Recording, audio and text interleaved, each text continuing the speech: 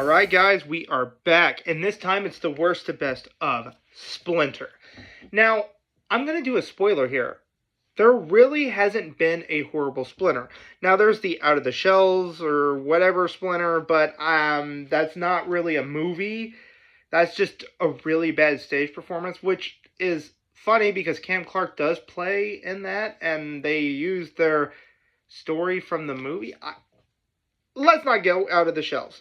This list is actually the hardest one for me to make, especially that there is rarely a bad Splinter in the mix here. There is one, just one Splinter that's bad, but after that, this list had to require a lot of thought, a lot of scrutiny, and a lot of putting things in order and listing. I literally spent 3 months trying to figure out which Splinter I was going to rank as the best. Now, this best list is probably going to be a cop-out, but it's the best I could do. Anyhow, I hope you guys are excited as I am. Let's start doing it. Worst to best, Master Splinter. Let's hit it. So full of anger. A ninja must seek his own destiny. Our burden is unique in the world. Ninja discipline. Okay, the worst is Stephen Mendel from The Next Mutation. Yeah. This Splinter is by far the worst design of the freaking show, and we all know that The Next Mutation is notoriously awful. Notoriously bad. And ugh. I just really can't stand this one at all. It gives Splinter no dignity, and just look at some of the puppetry work that is done with, or the costume in general, that is done with this one. His mouth is always hanging open like, duh. I mean, what a complete insult to Splinter. That's all I'm gonna say. He is one of the worst Splinters I have ever seen. But I will say this much. This is the only actual outright awful Splinter. And yeah, that's about it. He's not terrible. He's not, the worst. It doesn't get worse from this list. It just gets better. But the performance is done in that stereotypical Japanese accent. And it looks like he's a leftover puppet from Ninja Turtles 3. That's all I'm going to say. Good God almighty, he just looks really bad here. That's my biggest gripe. Next Mutation is known to be one of the garbage shows ever made, and I do have a soft spot of nostalgia for it, but man, do they really screw Splinter up in this. And what's great is this actor has went on to voice some really good anime roles and etc. I really like his role that he did voice on in later incarnations as anime voice acting career. I mean, he's one of the Ocean Dub guys. He should be awesome, but his Splinter is kind of awful. And it kind of hurts to put him as the worst category. Because, it could be worse for him. I mean, the design is kind of basic, but it could be worse. He could have a 70s afro. Let's go on to the next one. Top of the world. No, I was the bottom of the world. It was terrible. Nobody liked me. I had no friends. Raccoons didn't like me. Dogs. About bad Splinter designs with bad hair. Why did they feel the need to give Splinter an afro? This is proof that Seth Rogen should not be making turtle films. He should just, he only makes these films so he could get high and smoke weed and buy his weed, right? Constantly. I have no idea how the fuck this dude has fans. Anyhow, Jackie Chan should have been tailor-made to play Splinter. And what we did get out of him was decent. It was a decent performance, but I hate the design here. It's a stupid as hell design, and Seth Rogen basically just shows he should not be working in the director chair. He did decent with April, and in fact, the casting in this film isn't horrible.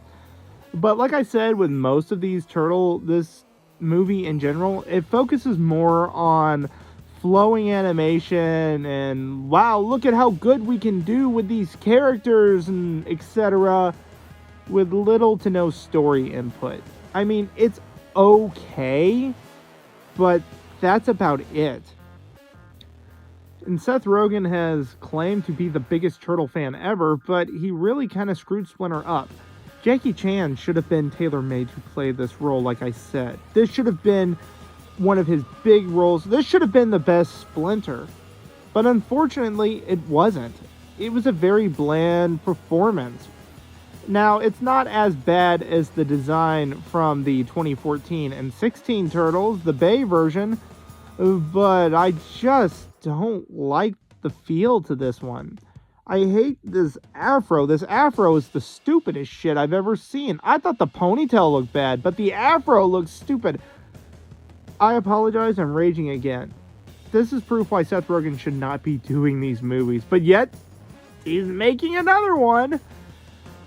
I mean, the Turtles look okay. I will say the Turtles look decent. But after this, yeah, Splinter basically sucks here. But I will say after these two, it only gets better from here on out. So I have no massive complaints. Let's move on to the next one. Oh, 11 hours in the Hashi. Are you sure none of you want to tell me where you were last night? Next is Tony Shalhoub from the Bay versions. Yeah, I complained about Splinter's afro hairdo, but his hairdo looks really stupid. Now, I'm gonna just mainly talk about the voice, because the actor kind of does a stereotypical Japanese voice. The actor that was used in the motion capture actually moved around pretty good. So I'm not really gonna count him. This is mainly voice performances. That's pretty much my list in a nutshell, other than Casey and April, who were the only live action actors that made it to the list. But I've got to say, voice performance wise, yeah, this guy kind of sucked, but he wasn't terrible. I mean, he still brought a great decency, or, you know, honestly, a decent refinement to Splinter that I really do like. I mean, he still keeps on with his honor attitude, but he is doing a really bad stereotypical Japanese accent. And the contrived story of they using Splinter here is just really dumb. He taught them martial arts from a book he found in the sewer. That is so stupid. I do think that he's not utilized well in this one either, because, well, unlike the other incarnations of Splinter that was on this list, this Splinter can really kick your ass, and they don't ever make him do the illusion of him making look weak and frail. But I will say, a kick-ass Splinter is just as good as a weak, frail Splinter, and this guy is able to portray that really well. However, the acting is not that great. I mean, he's not as bad as Jackie Chan or the Next Mutation version of Splinter, but there's just a lot lacking in this performance. But I will say, after these three that I have listed on this list here, the Splinter performances only get better each time. This is where I really do not have any issues with Splinter going forward. He only gets better as it goes. In fact, from this point on, it gets harder to rank which one is the better Splinter out of all of them. So this one, not great, kind of lackluster, dumb design, just like the other two. But let's keep on going forward. Just need to be able to think their way out of a problem. We did, with our phones. What if you don't have your phones? Eric Bazua's Splinter from TMNT or Rise of TMNT actually isn't that bad. He can make Splinter really fun and campy and over the top. Now, I do realize I just ranked Jackie Chan's version pretty low because of how silly his design is, but I kind of like the Splinter's design. In fact, the side characters are way more better designed than the Turtles are in these versions of the show. Like how I applauded April and even Casey Jones. I really like the way that the Turtles look, or Splinter looks in this one. The side characters are done with way more integrity than the other main turtle characters. So yeah, this Splinter is a lot of fun. And he kind of echoes the 87 Splinter a lot because he can be really funny and he can kind of be a badass at the same time too. And I kind of like that. It's paying an homage to one of the best Splinters ever made. And the voice he puts on is actually pretty interesting. I really like the way he's portrayed here. A goofy, laid-back, sort of like character, but he still has a lot of integrity and respect given to him. Like I say, Splinter is given a lot of love in almost every carnation except for maybe the first two on the list. And his design is kind of over the top, but not too over the top. I still like it, and the voice just fits him really well. Plus, I like the way Splinter fights with his fluid animation here. One thing I will say about Rise of TMNT is fluid animation just kind of draws you in. I really like that a lot. Plus, watching him fight Shredder is probably one of the most badass things I have ever seen. Excellent, excellent performance. That's all I'm going to say. I like it a lot. I'll call. Show me what you got. It is as the great sage Sakamoto said. Read them and weep. Darren Dunstan is next, and he plays the 03 Splinter really well.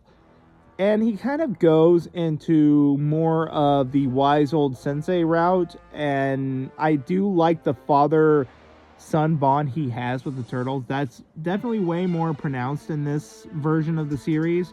I bet you guys were probably thinking, because the 03 characters on the side have been winning most of these videos. So, yeah, I do think he was well done, and he is really, really awesome as a definite Splinter, but there is still something lacking within this version of the character. I do like his history with the Shredder, and I like that they stuck to more of the comic book origins in this too. But his voice is done really quite well. However, I do have some minor issues with it. There are times where he doesn't sound Japanese, and I know that makes me kind of sound like a person looking for stereotypes. And then there are times in the dub of this show where he doesn't sound Japanese enough. So those are just minor complaints. It still is a great performance, and he does act his heart out in this. I love the relationship that he has with his sons in this, and how he views the turtles more as his children than master pupil. It does make more of a nice edge onto the series, and that's probably why the 03 series is just so damn good. There is definitely a lot of father-son vibes to it. The 03 series is fantastic. I mean, I don't think it gets enough love like, say, the 87 series or, say, the 2012 series. But the 03 series, to me, is an underrated Ninja Turtle masterpiece. It took the grittiness from the comics, the silliness from the 87 cartoon, and it gave us a lot of an excellent vibe. And it even took elements from the comics, which I like a lot. His Splinter is fantastic, and I don't really have anything against it. Like I said, the list just keeps getting better and better and better as I keep going on. And I apologize for that, guys, but I honestly don't have anything against any of these Splinters. I'm trying to find nitpicks to pick at, but the best I could say is he doesn't sound Japanese enough sometimes. Like I said, these roles are... It's hard to make a horrible Master Splinter. And this list right here actually proves it. The only problem I'm having with these lists is who deserves to be the best of the best. Anyhow, I'll shut up about this and I'll go on to the next one. His phone. Truly an emergency. Moshi Moshi. Leonardo, what is the problem? Hoon Lee from the 2012 series is freaking awesome. I'm not gonna lie, he's a badass. The dude kicks ass as Splinter. He gives us a really good happy balance of serious and funny Splinter, and I think he just sounds perfect for the role. it's kind of hard to believe that I keep on saying the exact same thing about every one of these versions of Splinter, but his Splinter is really damn good, and he handles it in such a dignified manner that, honestly, I wouldn't replace him. Hong Lee does a fantastic job, and I hope to God I'm pronouncing that right, as Splinter. And yet again, the design looks cool. Even though I don't like, say, the black and white look where Splinter kind of looks like a mongoose in some points in this series, but I do like that they did keep the 2012 Splinter to have the father-son relationship with each other. And they did keep his rivalry with Shredder just at the right balance. I like it a lot. It just kind of gels really well with how good the series really is, and honestly, I really can't find a complaint out of this one. Now, we're getting more into my top 3 after him, and these Splinters were just really hard to do, but I remember saying when I was younger, I always wanted Mr. Miyagi to play as Splinter. And I think Hong Lee is the closest thing we get to a Mr. Miyagi type version of Splinter. You really can't get any better than this role, but there's still 3 more ahead of him. So let's stop talking and gushing, and let's move on to the top 3. But you must realize that while at times you may not be my favorite student, it does not mean that you are my least favorite son. You are strong. Mako. What can I say about the 07 version of Splinter? Mako is amazing. I didn't know whether to rank him as the best. Let's just say these top 4 Splinters, I'm going to include Hong Lee's, is the ones that I consider to be the best versions of the character. Mako handles it in such an excellent, dignified, refined way. Like, I wanted more of his Splinter. Now, I do recall that the Nostalgia Critic actually insulted this version of Splinter, but I like this version a lot. You cannot go wrong with him. Honestly, I might have been mistaken when I said Hong Lee was close to Mr. Miyagi's version of Splinter that I wanted to see, but no, Mako's is the perfect version to me when it comes to the wisdom. This version of Splinter is wise, he's smart, and it shows that he does care about his kids in a very subtle manner. And with the refined voice of the late but great Mako, it was just hard for me to personally pick between these top 3. I just consider Mako's version to be one of the best on-screen versions of Master Splinter that we had ever gotten out of Turtles. And it, like I said, this is just a really hard situation for me. I don't know if he's my favorite because there are 2 more ahead of him that kind of nail the character perfectly. We get to see him fight, we get to kind of see him train a little bit, and his wisdom is implied. One of the best Splinters ever put on the big screen. I was so happy when I got to hear his voice, when I got to watch this movie at 16 in the theater. I was just so thrilled because I've been a big Mako fan for a long time, and movies like Pearl Harbor and etc. Yes, I enjoyed Pearl Harbor. I think Mako was an excellent choice, and if they would have kept him as Splinter for it to be ongoing, say if he came back and reprised the role before he passed away and whatnot, I don't think anybody would have complained. I don't think anybody would have batted an eye at it because he just plays the character in such an incredible, dignified way that you cannot help but love it. He's a good, stern teacher, and he's wise. I love it. I keep gushing. Let's go to the next one. Turned inward, it is an unconquerable enemy. You are unique among your brothers, for you choose to face this enemy alone. Well, my second favorite is Kevin Clash, at least I think anyway. Kevin Clash really acted his heart out as Master Splinter. I cannot believe that the voice of Splinter is Elmo. Okay, that actually kind of blows my mind, but the way they use Splinter in this has some of the best scenes in cinema history to me. his relationship to Raphael, everything about this version of Splinter is just excellent. I honestly, like I said, these top 3 were just so hard to pick who was the best version of who. But Kevin really kind of reinvented the character. Before this version was on screen, we basically got an excellent Splinter beforehand. But this movie version is fantastic. I like that they kind of portray Splinter as a frail old man, but yet he can still kick your ass. Like, he was the hero of the movie, which kind of didn't make sense. If he could take down Shredder, then why did he get kidnapped and taken in by the foot soldiers? I don't know.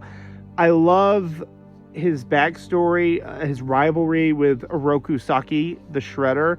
It is just excellent and well done. I mean, I just keep gushing. And the voice Kevin uses is fantastic. I, for real, thought it was an actual Japanese man playing the role of Splinter, but I was completely wrong.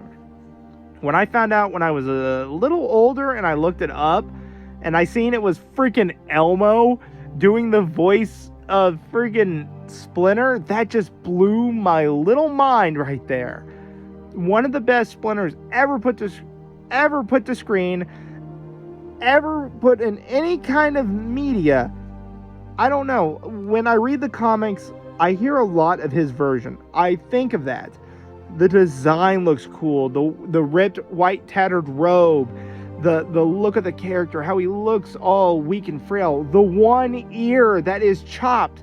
I love all of that shit. And Kevin's voice just kind of fully forms the character. Excellent. It's just like with Mako. Mako was a perfect pick too, but so was Kevin.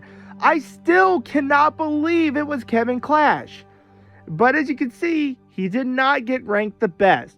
There is only room for one Master Splinter. But if you want the retro mutagen ray, you must first face my blades. And I will beat you, as I did when I was human.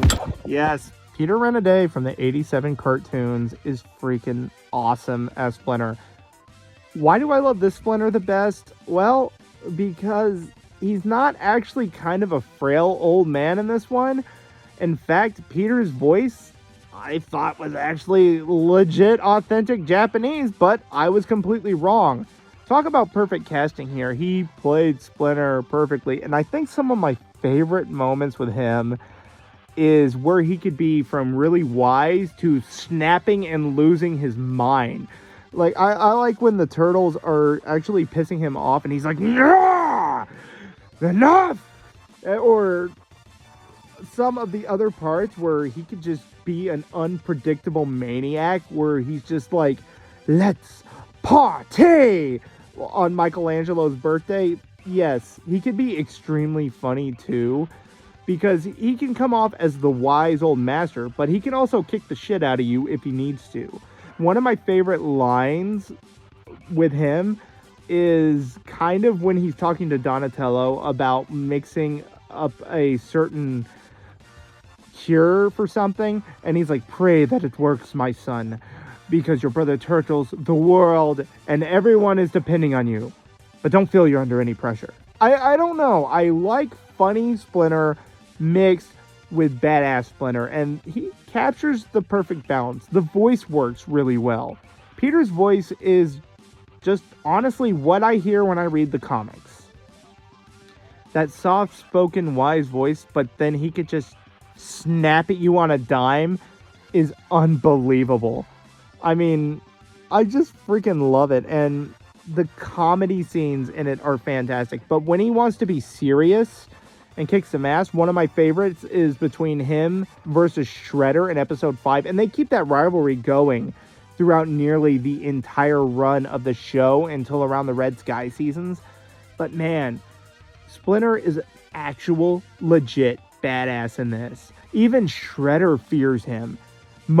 When he has to kick ass and take action, you know people are going to get their asses kicked. He could take all 4 of the turtles down, no problem. he could take Shredder down no problem. He walks around with that cane, but I know he is walking around with that damn cane for an illusion. He wants to trick his enemy into thinking he's weak and can't fight, so he can just beat the crap out of him. One of my favorite moments is between him and Shredder, is where he, in the second season, they are fighting or about to fight, and Shredder's like, I sense my ancient enemy, Hamato Yoshi, nearby. And Splinter's like, yes, I can feel your presence. They're going straight into Star Wars Obi-Wan and Darth Vader territory there. I love that to pieces. He is the best Splinter on screen, and yes, he was my first Splinter, but I don't rank on complete nostalgia completely. As you can see, I was a teenager when I watched the 03 series, and I ranked both Casey and April as the best. So this one, I think Splinter was just well done the best here. He's my favorite Splinter, and he's able to be a badass through the entire run of the 87 cartoon. Nobody wants to mess with him. He's an unpredictable maniac that is extremely funny, and he is worthy of being the best Splinter.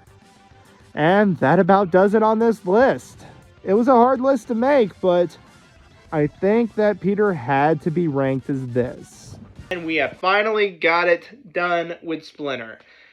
Now, I know the 87 version is a big cop-out, but really, those top three were the hardest freaking ones to do for me.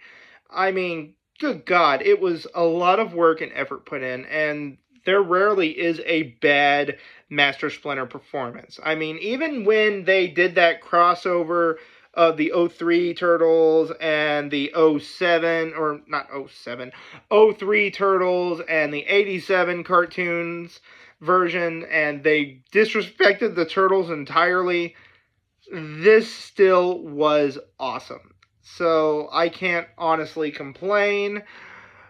But yeah, I mean, it was really tough to pick between these. But I do think that the 87 Splinter is basically the best version of Splinter that we got. He's wise and can do everything like that. I already explained to you earlier. Anyhow, thank you guys for watching. I really appreciate it. It was just awesome of you guys. Anyhow, we're going to go to the final one, and the final one is going to be pretty interesting. I'm going to rank all the turtle designs. So, I'll see you real soon in the next one. Always remember, I'm listening, and cowabunga. Hello, this is Corey Feldman. Welcome to my studio here in Los Angeles, California, and I just wanted to pop in to say congratulations to Tim. Mr. Tim, I hope everybody's enjoying your videos. He's got some great content, and if you're enjoying his content, make sure you click on that little button right there that says subscribe. Why? Because everything on his channel is Bossa Nova.